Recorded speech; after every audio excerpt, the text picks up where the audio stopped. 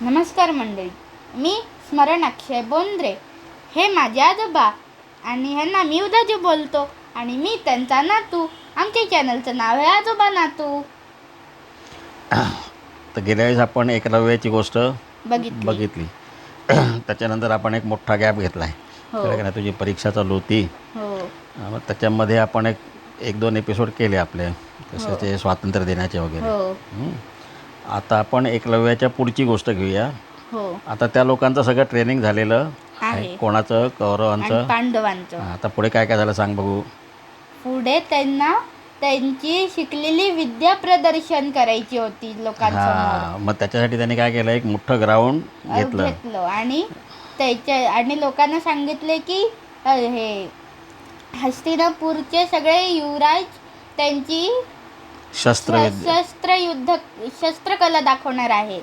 सगळेजण जमले होते आणि घरातले पण सगळे होते. कोण कोण घरातले? धृतराष्ट्र, कुंती, भीष्म, गांधारी, द्रोणाचार्य, कृपाचार्य असे सगळे होते. अश्वत्थामा पण होता. हे सगळेजण होते तिकडे. हो. आणि कौरव आणि पांडव. मग पहिलं कोणी दाखवलं? पहिले अर्जुनांनी दाखवलं. त्यांनी पहिल्या जमिनीवरती अग्निअस्त्र मारलं, ज्याच्याने सगळीकडे आग लागली. मग सगळे घाबरले. मग त्यांनी आकाशामध्ये वरुणास्त्र मारलं. बरोबर. आणि ज्याच्याने पाऊस पडून सगळी आग विझली. वरुण म्हणजे काय? वरुण म्हणजे पाऊस. ज्याच्याने सगळी आग विझली. सगळ्या लोकांनी टाळ्या मारल्या भरपूर. आणि त्यांना कळलं की अर्जुन एकदम चांगला धनुर्धर झालेला आहे. मग कोण आले?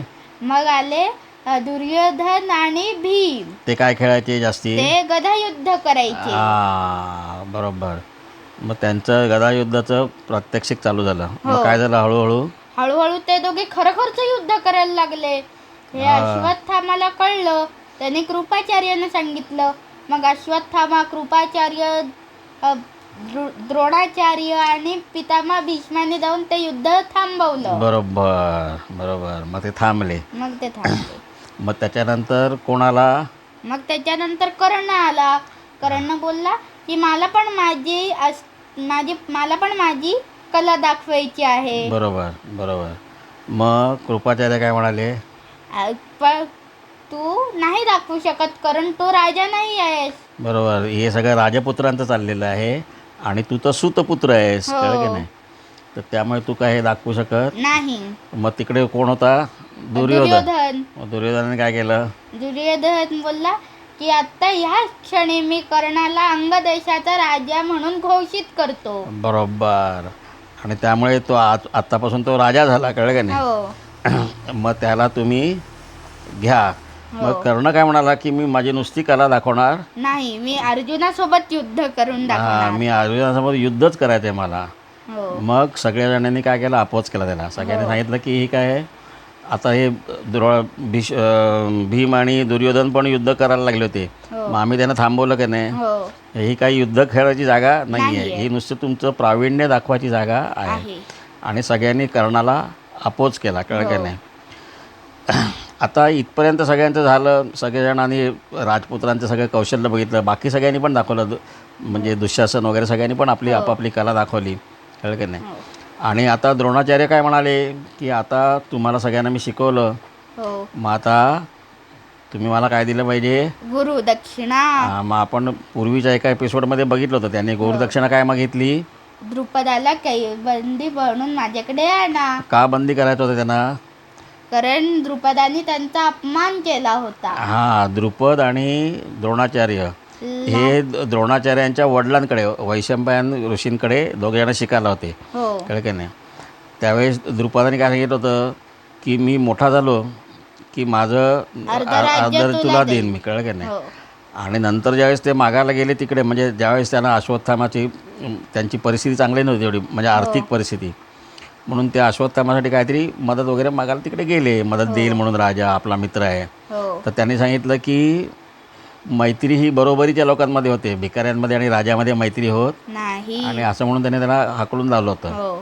म्हणून त्याचा बदला घेण्यासाठी त्यांनी काय केलं, पांडवांना आणि कौरवांना सांगितलं की मला द्रोणाचार्याला आपला द्रुपदाला घेऊन या, बरोबर आहे. हो. आता द्रुपदाला आणायला पांडव जाणार म्हटलं तर कौरव म्हणाले आम्ही जात नाही, कारण पांडव आणि कौरव एकत्र जात नव्हते, म्हणून पांडवांनी जाऊन द्रुपदाला घेऊन आले, बरोबर आहे.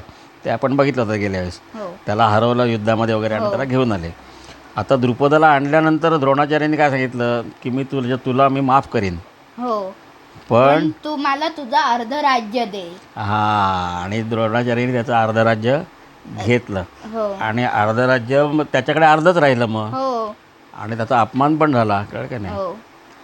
मग त्या अपमानाचा बदला घेण्यासाठी त्याने काय केलं, त्याला वाटलं की आपल्याला एक मूल पाहिजे, हो. म्हणजे जे द्रोणाचार्यांचा अपमान बदला घेऊ शकेल, कळलं का नाही. कारण द्रोणाचार्यांना आपण युद्धात जिंकू शकणार नाही त्यांना माहीत होतं, कळलं की नाही. हो. म्हणून मग त्यांनी एक यज्ञ केला. त्या यज्ञामधनं कोण प्रगट झाला, दृष्टद्युम्न. दृष्टद्युम्न नावाचा त्याला मुलगा प्राप्त झाला, कळलं की नाही. ज्याने पुढे जाऊन युद्धामध्ये सेनापती होता तो पांडवांचा, बरोबर आहे ना. आणि त्यांनी द्रोणाचार्याने मारते, आपण नंतर बघू. आणि दुसरी कोण आली, द्रौपदी. बरोबर, ती कोण झाली, ती पांडवांची बायको झाली. बरोबर. तर द्रुपदाचं दुसरं नाव होतं याज्ञसेन, कळलं का नाही. म्हणून द्रौपदीला याज्ञसेनी पण म्हणतात, कळलं का नाही. याज्ञसेनाची मुलगी ती याज्ञसेनी, असं आहे. म्हणजे वसुदेवाचा मुलगा तो वासुदेव, म्हणजे कोण, कृष्ण बाप्पा, बरोबर आहे का नाही. तसं पूर्वीची अशी नावं होती, कळलं का नाही. तर इथपर्यंत वायरला हात लावला. तर इथपर्यंत आपला हे झालेलं आहे. आता आपण पुढचं नेक्स्ट एपिसोडमध्ये बघू. तर जर का तुम्हाला आजचा आमचा एपिसोड आवडला असेल तर आजोबांना तू ह्या चॅनलला लाईक, शेअर आणि कॉमेंट करा आणि सबस्क्राईब करायला विसरू नका. धन्यवाद.